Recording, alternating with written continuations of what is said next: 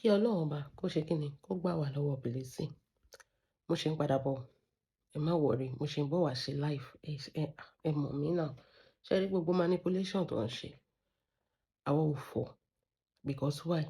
We have beat them. Ọ̀run ti kún wa lọ́wọ́ láti beat wọn at their own games. Bẹ́ẹ̀ ni.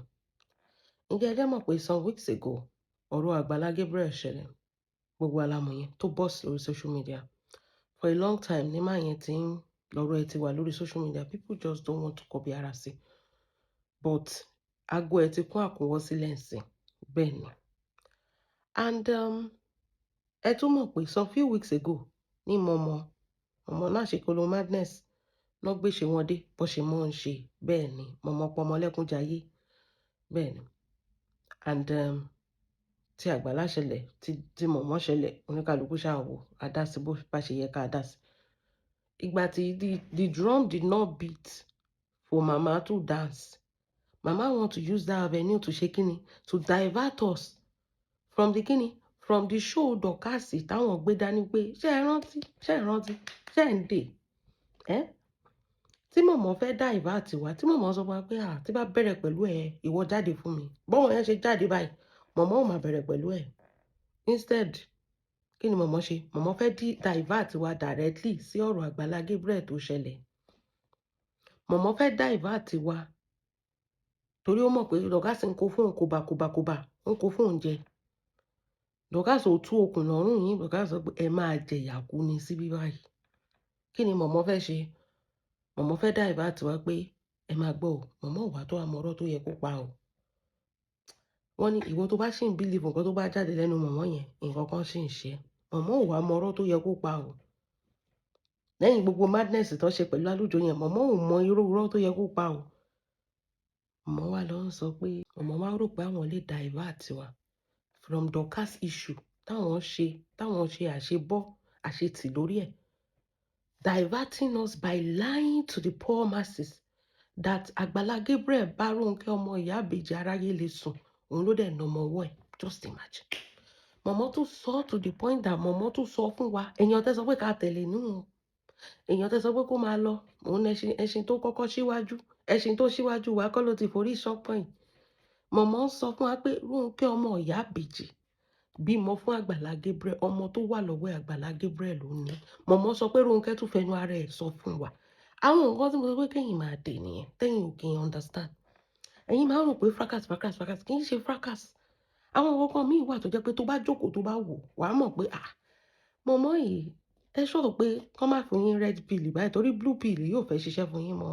Ẹ mọ̀ pé blue pill là ń pariwo pé tẹ́ ẹ̀ bá ti lo ògùn yín lórí social media ọmọ yìí. Bẹ́ẹ̀ ṣe máa wíru nìyẹn tẹ́ máa darí gbogbo ẹ̀ papọ̀. Bọ̀ nísìnyí ó dàbẹ́ ni pé ògùn blue tán tún fún yín kò fẹ́ bá yín lára mọ́mọ́. Ẹ jẹ́ kán sọ ọ́ di pupa fún yín. Mọ̀mọ́ ẹ jáde àṣàgbàlagbà bẹ́ẹ̀ ṣe 65 kò kọlẹ̀kùn gbọ̀ngbọ̀ngbọ̀n.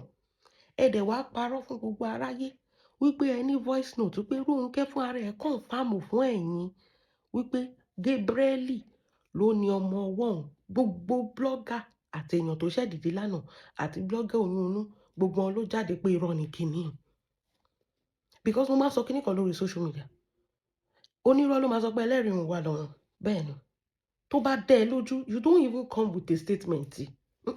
You will come fully ní pé wà á bẹ̀rẹ̀ show ẹ ní pẹ̀lú evidence ẹ̀ kí n ṣe pé èèyàn báyìí wà á drop bombshell kan o wà ní evidence láti proof ẹ. Mọ̀mọ́ tún sọ pé òun tún ní voice note tí ọmọ yẹn tún sọ fún ọmọ yẹn ló send ẹ̀ sóhun. Ìyẹn Rónkẹ́ pé Gabriel òun ọmọ ti jáde ó ti wá dé bọ̀ǹkẹ́ pé ó ní ibo la ti rí ìyàwó ṣì iná. Ó ní ìjọ́ wo lèmi àti yín jọ sọ̀rọ̀ tí mo fi sọ fún yín pé Gabriel wọ́n ó pé Èkó ni mo wà. Mi ì sí Ìbàdàn. Èkó ni mo ti lóyún tí mo ti bímọ sí. So báwo ni ìyá ṣe máa jáde? Ẹ jọ̀ọ́ bá mi bèèrè lọ́wọ́ ìyá yín. Ṣé mọ̀mọ́ ṣé ẹ ti forí gbálẹ̀ níbí kan ní tá a mọ̀? A mọ̀ pé gbogbo nǹkan ní monetization mọ̀ níbi tó dé ìsìn mọ̀mọ́. Níbi tó dé ìsìn wèrè léléyìí. Nǹkan tó yẹ ká máa ṣe kẹ́ máa bá wa lẹ́yìn ọwọ́ pé ọmọ burúkú ló fẹ́ jẹ́, ọmọ burúkú ló fẹ́ yà. Má máa gbé fake news mọ́. Mọ̀mọ́ after 22 years, àṣẹ fake news lẹ́ ń gbé káàkiri. So ẹ fẹ́ divert wa from ọ̀rọ̀ Dorcas tí ń forí gbẹgbà lọ sọ́rọ̀ ìyá ìbejì ọmọ aráyé le. but if you want to even divert us ṣé dandan ni kẹ́ parọ́ kẹ́ máa parọ́ mọ́ yàn báwo la ṣe máa wá believe pé gbogbo blogging tẹ́ ti ṣe láti ọjọ́ yìí gbogbo ìgbà tẹ́ sọ pé Tinubu ti kú lọ́bì Tinubu láàrin yìí báwo ni ká ṣe believe ó yẹ ká máa yẹ gbogbo nǹkan tẹ́ ti sọ fún wa ó yẹ ká máa ṣe kí ni ká máa yẹ̀ wò ni ó yẹ ká máa gbé gbogbo nǹkan tẹ́ ti sọ fún wa ká máa gbé sílẹ̀ báyìí ká máa yẹ̀ wò pé ṣé òótọ́ ni ẹ wo bí màmá ṣe ń parọ́ èdè ń sọ pé yẹn kán tẹ̀lé màmá o kán fi Dorcas sílẹ̀ at least Dorcas ò ní parọ́ mọ́ anybody bó bá ṣe jẹ́ ló ṣe máa wá sọ fún yín mọ̀mọ́ á dẹ̀ mú odidi ọmọ ọlọ́mọ á dẹ̀ mú irọ́ á dẹ̀ wé irọ́ mọ́ irọ́ yẹn dẹ̀ máa lẹ̀ mọ́ ọmọ yẹn ló ti wá jáde tó ti wá debunk ẹ jọ̀ọ́ ẹ bá ń béèrè lọ́wọ́ mọ̀mọ́ ibo ni mọ̀mọ́ ti rí voice note tí mọ̀mọ́ sọ pé wọ́n send sọ̀hún ṣé mọ̀ pé kò tí ì play voice note bó ṣe sọ ọ̀rọ̀ ti Dorcas yẹn ṣe rántí gbogbo voice ẹ náà ti send sí mi gbogbo screenshot ẹ náà ti dà sí mi wò ó tó bá bẹ̀rẹ̀ pẹ̀lú mi máa ṣe kíní up to today àti ìrìn kankan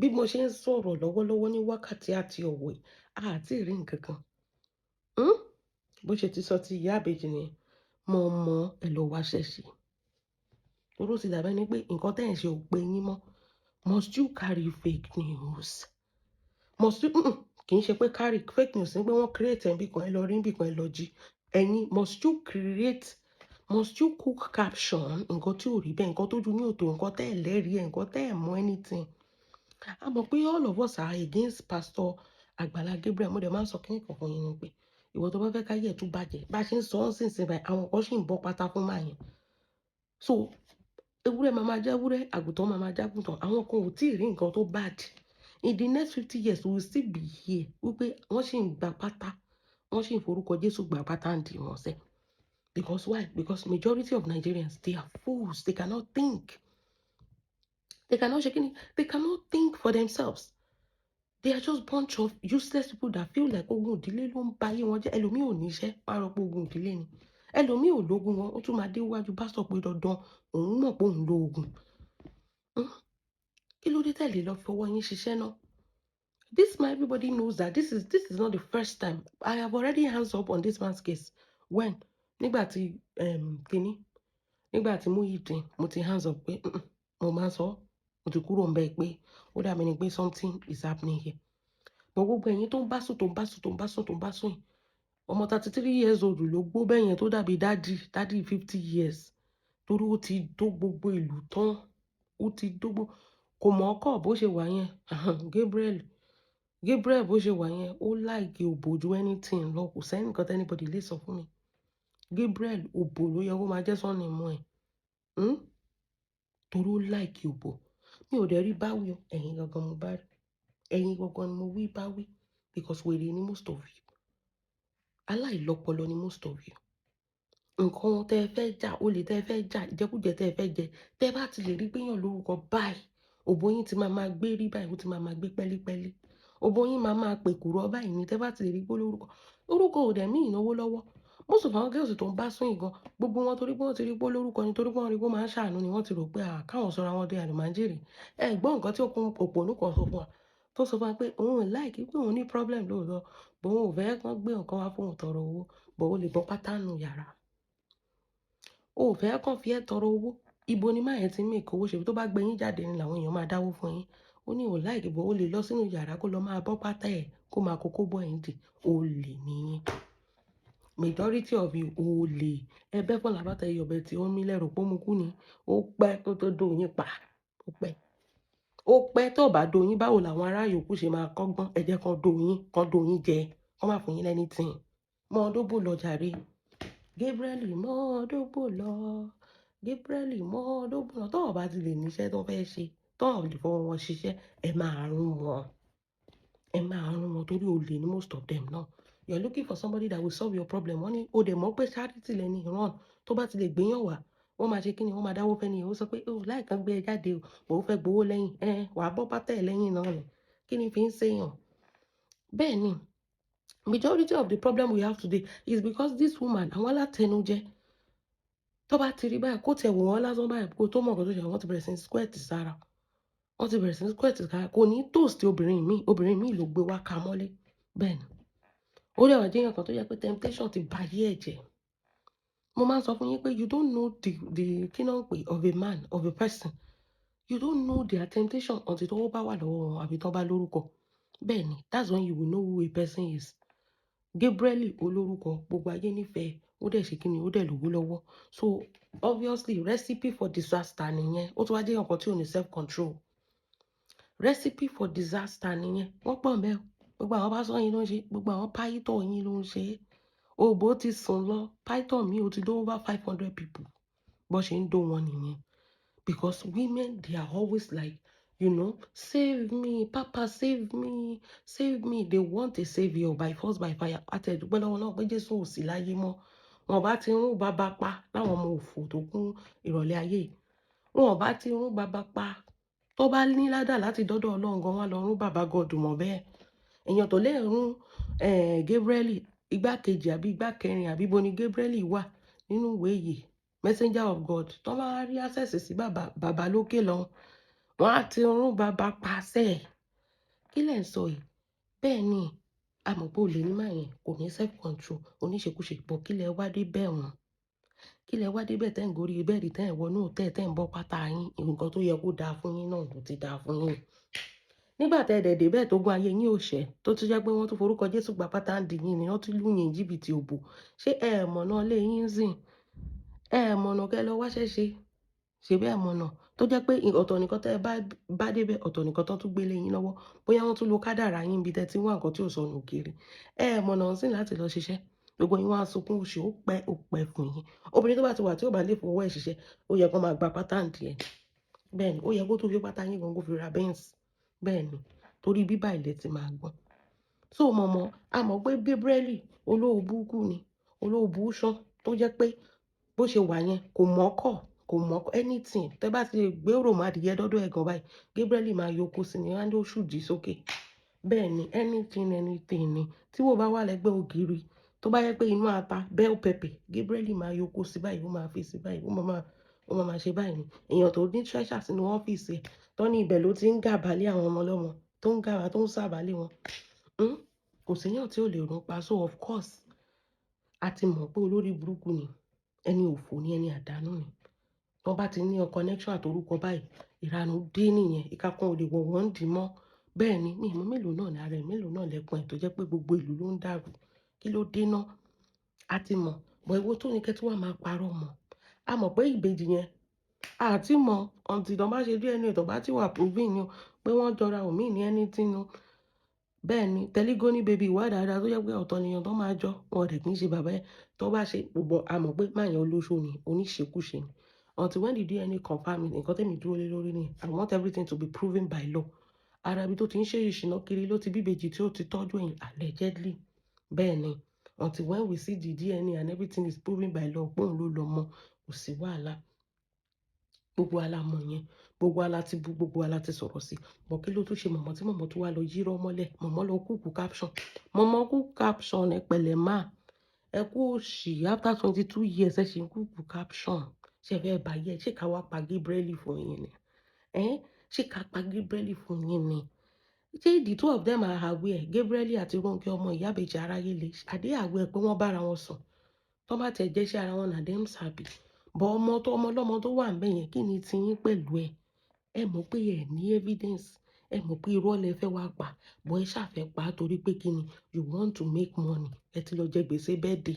Ẹ wá wá owó tipátipá tẹ fẹ́ fi san gbèsè. Ṣé ọmọ yẹn ló bà ayé yín jẹ́ ni? Ṣé Gabriel ló bà ayé yín jẹ́ ni? Ẹ̀ẹ́dẹ̀ lọ wáṣẹ́ ṣe mọ̀mọ́. Ṣàgbò tà mọ́ ni báyìí. Kí ló ṣẹlẹ̀ náà? Tẹ ṣàfẹ́ fi blogging orí burúkú yìí, 50 million blogging, 100 million blogging, tẹ ṣàfẹ́ fi bà ayé gbogbo èèyàn jẹ́. Kí ló dé náà? Kí ló ṣẹlẹ̀ náà? Ẹ lè máa blog àwọn ọmọ yín náà ni. Ẹ gbá àwọn ọmọ yín jáde kẹ́ máa parọ́, kẹ́ máa yírọ́ mọ́ wọn lẹ́sẹ̀. Kí ló ṣẹlẹ̀ náà? Ṣé gbogbo ìlú lẹ fẹ́ tú mọ́yàn lórí ni? Pẹ̀lú fake news tẹ́ máa kúkú everyday. Blogging is not your calling anymore. Bẹ́ẹ̀ ni, ẹ lọ wá nǹkan míì ṣe. Tó bá jẹ́ pé irọ́ lẹ fẹ́ máa fi kún blogging yín sìn torí pé ẹ fẹ́ go viral, ẹ lọ wá iṣẹ́ míì ṣe. Ẹ lọ wá iṣẹ́ míì ṣe. Àwọn ọmọ yín kún bẹ́ẹ̀ yẹn, wọ́n dóko kiri ni. Ọkọ̀ keje tí Tina ti wà lórí ẹ̀ sìn ni. Ẹ gbé jáde kẹ́ blog ẹ̀. Bí Tina ṣe lọ Nàìjíríà tó lọ ń dó PS mọ́lé, tí bàbá lè dànù, tí ò lè fẹ́, ẹ gbé jáde kẹ́ wá blog ẹ̀. Must you lie on, at least òótọ́ nìyẹn. Must you lie on people? Must you lie on people's children? Kí ló dé náà? you don't have any evidence against Ronke, against any ẹ ṣàfẹ́ dalé wọn rú. Ronke yẹn máa lọ́kọ tiẹ̀ náà tó dẹ̀ bímọ fún èèyàn kan ló fún lóyún náà. Kí ló dé tí mọ̀mọ́ dẹ̀ mú gbogbo ẹ̀ tó dẹ̀ lẹ̀ mọ́ Gabriel torí pé kí ni? Torí pé ó ń wọ́n náà pé kán jọ kéèsì kúrò lọ́dọ̀ Dorcas, kán má fojú sóhun mú lára mọ́ torí ẹ̀sìn yẹn ti pọ̀ jù fún lọ́dọ̀ Dorcas. Kí ló wá ṣe? Ó tètè lọ sọ́dọ̀ kìíní, ó tètè mú ọ̀rọ̀ Gabriel sódà máa tètè gbàgbé mọ́mọ́ 20 ọdún 30 ọdún ẹ máa jẹ ìyà láìjà ìjà lọ́wọ́ wa lórí social media. Pẹ̀lú ilé ìtẹ́tẹ́ tí wàá ń ṣe, ẹ tún máa jẹ ìyà sí, ẹ tún máa ṣẹ̀sìn sí. Kí ló dé ná? Ẹ̀yin nìkan ni. Ṣọlápé la mọ̀ bó ń ṣe èrè káàkiri, ẹ̀yin gan ti tún pín wèrè ṣe ń sìn. Ṣé wèrè tí yín ò fẹ́ ju wèrè Ṣọlápé lọ ń sìn? Pẹ̀lú fake news. Just imagine, fake news. You want to destroy that woman's family? Èèyàn tí ọmọ yẹn bímọ fún sí iṣẹ́ nìyẹn ò ní máa fojú ẹ̀ kan wò ó pé kóun máa béèrè DNA. Wọn ò dẹ̀ ní mọ̀ pé mọ̀mọ́ yìí wọn ò lògùn ẹ̀ fún ni. Ọ̀tọ̀ lògùn tó yẹ kán fún, ọ̀tọ̀ nìkan tán fún. Wọn ò ní mọ̀ pé wèrè lẹ́ ń ṣe lórí social media. Ẹ ṣàfẹ́ fi tiyín kó bá ẹni ẹlẹ́ni. Kí ló dé ná? Ẹ̀ẹ́dẹ̀ sí mi. Ẹ̀ẹ́dẹ̀ máa lọ tẹ bá ti mọ̀ pé sínsìn tó jẹ́ pé ọ̀rọ̀ ará òun lẹ̀ ń rí ẹ̀rí tayé mọ́. Ẹ máa lọ náà, ẹ mọ ibi táwọn ẹgbẹ́ yín wà náà. Ẹ má fi tiyín bayé jẹ́ náà. Ọmọ ọlọ́mọ ló jáde tó ń kẹ́kùn sùn yẹn wípé òun ibo lòun ti ní conversation pẹ̀lú ìyá òfò yìí, ibo lòun ti ní conversation pẹ̀lú ẹ̀, kí ló kàn mí? Òun ò mà bímọ sí Ìbàdàn, Èkó má lòun ti lóyún, Èkó má lòun bímọ sí, òun ò mọ ibi tí ìyá ti rí rubbish tó sọ pé òun ní voice note ti sọ pé ní ìwọ̀n ẹ̀ lè gbé jáde. Ẹ̀yin àgbà òṣì àgbà játijàti. Voice note tẹ́ ní ìwọ̀n báyìí ẹ̀ lè gbé jáde tẹ́lẹ̀ wá parọ́ mọ́ ọmọ ọlọ́mọ tí gbogbo kinní yẹn dẹ̀ go viral. Kẹ́ máa ba ayé èèyàn jẹ́ ìyẹn lẹ́mọ̀. Ṣé mọ̀ pé nǹkan tẹ́ fẹ́ ṣe fún Dorcas tọ́lọ́run ò fún yín ṣe nìyẹn? Kẹ́ máa bá tèèyàn jẹ́ ìyẹn lẹ́mọ̀. Ẹ tún ti kúrò lórí Dorcas, ẹ tún ti bọ́ sí Ronke. Ìyẹn ò dẹ̀ kì í ṣe speaker ọ̀tá bá sọ pé reasoning. Ẹ tún ti bọ́ sọ́dọ̀ Ronke. Ọlọ́run. Àbí owó tó tún dá fún ìyá ẹ̀ ló tún bí yín nú torí I don't understand. Ṣé owó tó ń dá fún ìyá Ronke ló tún bí yín nú báyìí? Kí ló dé tẹ́ ṣàfẹ́? Ibi tẹ́ bá ti dé, kẹ́ ba bẹ̀ jẹ́, kẹ́ da bẹ̀rù, kẹ́ ba ayé wọn jẹ́. Nǹkan tẹ́ ẹ̀ mọ̀ ṣe nìyẹn. Èèyàn tó bá ti súnmọ́ yín, kẹ́ ba ayé ẹ̀ jẹ́. Kí ló dé ná? Eléyìí máa wá tó ojú sún mọ́mọ́. Ẹ máa lẹ́ bèrè tó bẹ́ẹ̀ lọ́wọ́ wa. Ṣé mọ̀ pé ń sìn rẹ̀ àti ka yín, àti mú yín báyìí, Ẹ wò ẹran ọ̀yà ní yín lọ́wọ́ wa. Ẹ̀yin má wọ̀ ni.